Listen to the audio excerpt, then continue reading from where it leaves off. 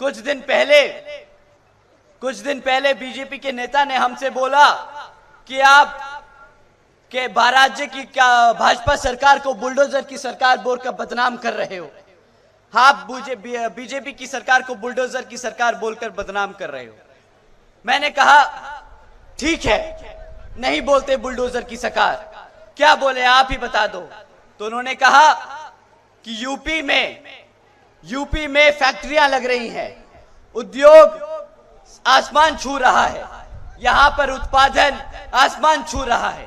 उन्होंने कहा कि तुम अपनी आंखें खोल के देखो तो पता चलेगा कि यूपी में कितना काम हुआ।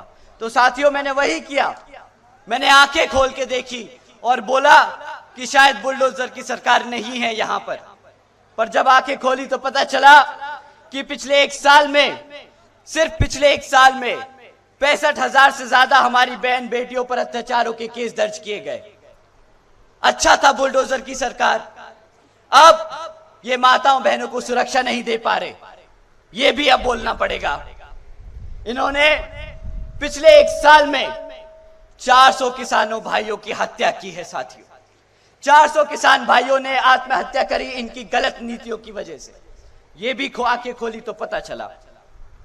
उसके बाद और पढ़ाई लिखाई करी और लोगों से बात करी तो पता चला यूपी में 40% 5 साल से कम उम्र के बच्चे कुपोषण के शिकार हैं।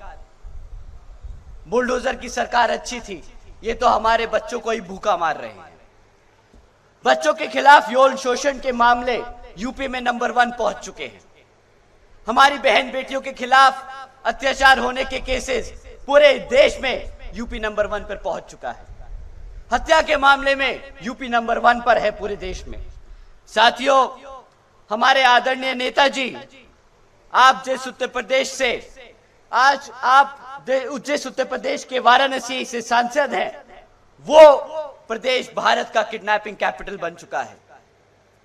तो ठीक है, आज के बाद से हम प्रदेश को बुलडोजर की सरकार नहीं बोलेंगे। आज के बाद भाजपा की सरकार बुलडोजर की सरकार नहीं है। आप लोगों की सरकार जनता को गुमराह करने वाली सरकार बन चुकी है। जो सरकार अपने बच्चों को भूखा रखे, जो सरकार अपनी बहन बेटियों पर अत्याचार होने दे, जो सरकार अपने युवाओं को बेरोजगार रखे, जो सरकार अपनी आवाम को राशन के नाम पर गुलाम बनाकर रखे, वो सरकार अब बदलनी है साथियों, वो सरकार अब बदलनी है।